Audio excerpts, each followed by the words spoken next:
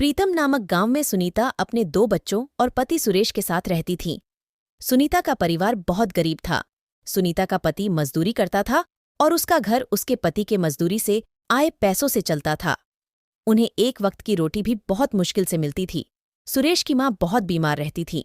उनकी जिंदगी ऐसे ही चल रही थी। एक दिन अचानक उसका पति बीमार हो जाता है, उसे बुखार हो जाता है और पैसों की कमी होने के कारण उसे इलाज नहीं मिल पाता है, जिसके कारण उसकी मौत हो जाती है।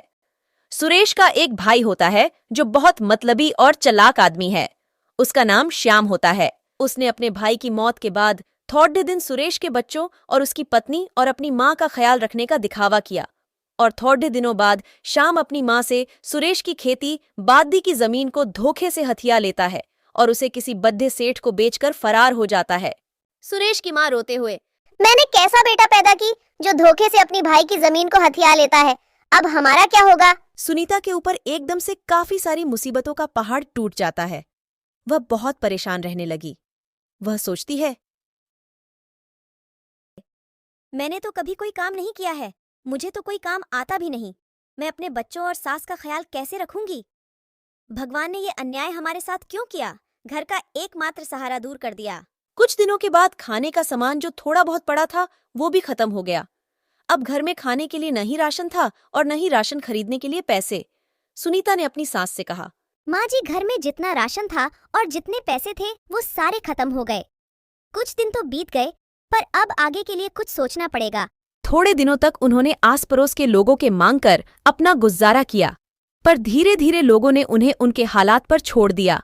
सुनीता अपने बच्चों से कहते हुए, बच्चों, आज घर में थोड़ा सा ही राशन पड़ा है जिससे आज का ही खाना बन सकता, और फिर कल से मुझे काम ढूंढने जाना पड़ेगा।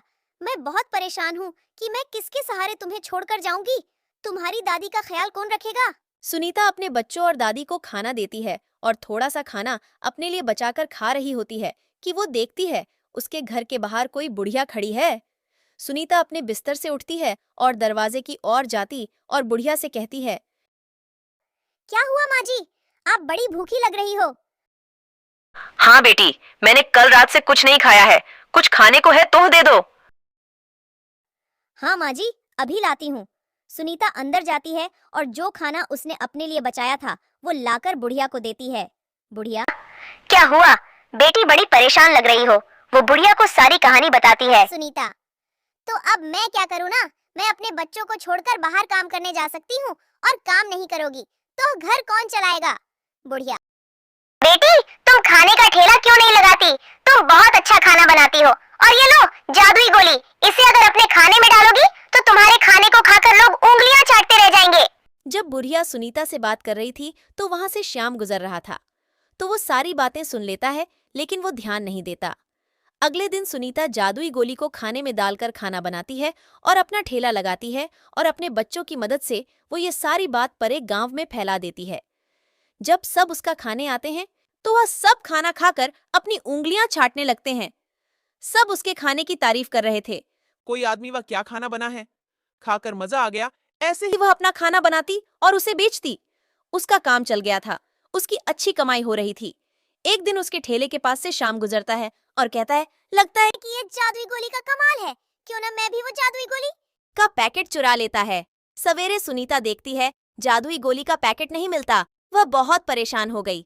जब वह खिड़की से बाहर देखती है तो उसे वहीं बुढ़िया दिखती है। वो बुढ़िया के पास जाती है और उसे सारी बात बताती है। बुढ़िया, अरे कोई जादुई गोली नहीं थी, वो तो बस तुम्हें मोटिवेट करने के लिए मैंने पैकेट देकर तुम्हें ऐसा कहा।